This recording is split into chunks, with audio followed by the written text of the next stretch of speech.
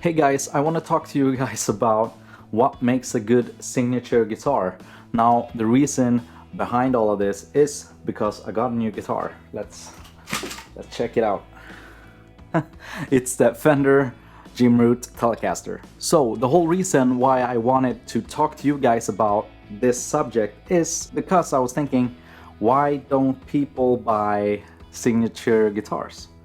I do buy them, some of them, but I mean they gotta fit certain criteria. So let's talk about it. So I'm assuming the reason why people don't like buying signature guitars is usually because it's just too much personality in one guitar and you can't make it your own, or it might be that the guitar itself it's just too iconic or something, right? So if you buy it, you're stuck with it, kind of like it's that guy's guitars, it's not mine. But yeah, I still buy them, and let's talk why I buy them. So what makes a good signature guitar? That's the main thing, right? I agree with most people's thoughts and opinions about, yeah, a guitar is too associated with a specific act or a specific person, and I just can't stand behind it because it's just too much. So the number one thing is it's too branded, right? So what we want to have is less branding. Let's name a few examples. Let's start off small and just talk about the Blues Power emblem thing on the Jared James Nickel Les Paul. I mean, the Les Paul looks awesome. I mean, it's an Epiphone, it's fairly priced for what it is, but the whole thing gets ruined by the whole Blues Power thing, right? They fixed this with the new one, the gold one, right? And I'm super happy about that. Now I can finally see myself buying one because the Blues Power isn't there. I don't really play blues. I can't really vibe with that part. But now when it's off and I really like the gold top, yes, it looks awesome. I would love to own one or at least try one out as soon as humanly possible. I've been walking around stores in Stockholm, but I can't find it. I can't find it anywhere. Some other examples would be the Metallica thing, right? The Kirk Hammett, like big textured, pictured style guitars, and the Iron Cross that James has. It's just so iconic to that specific band or that specific person. So as soon as you buy one of those, it's like, yeah, I'm in a Metallica cover band. That's what I do. Yeah, I can't see myself playing one of those guitars and feel like it's my own. Yeah.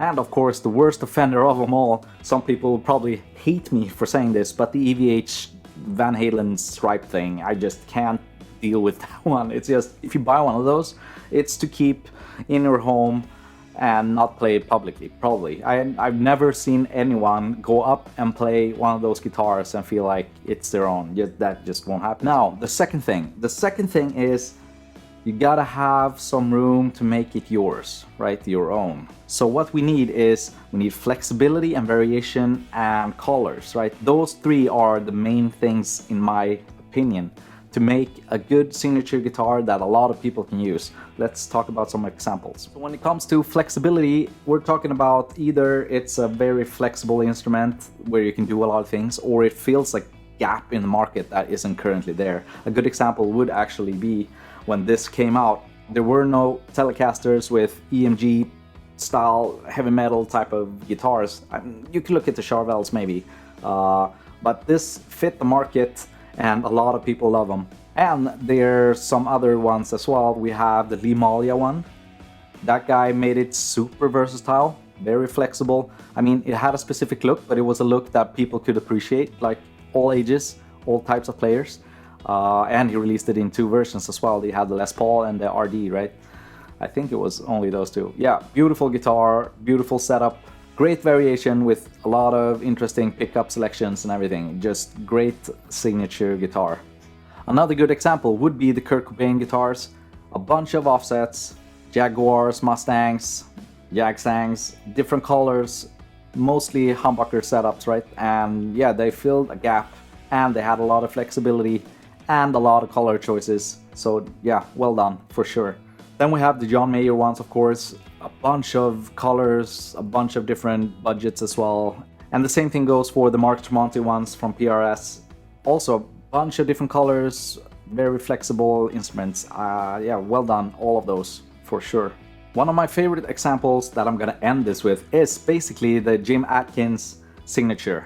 It's basically a Telecaster with P90s, and it has a Gibson scale length of a neck, which makes it very interesting and very different. It also features a set neck, which usually Fenders doesn't have, so it definitely fills a gap in that market.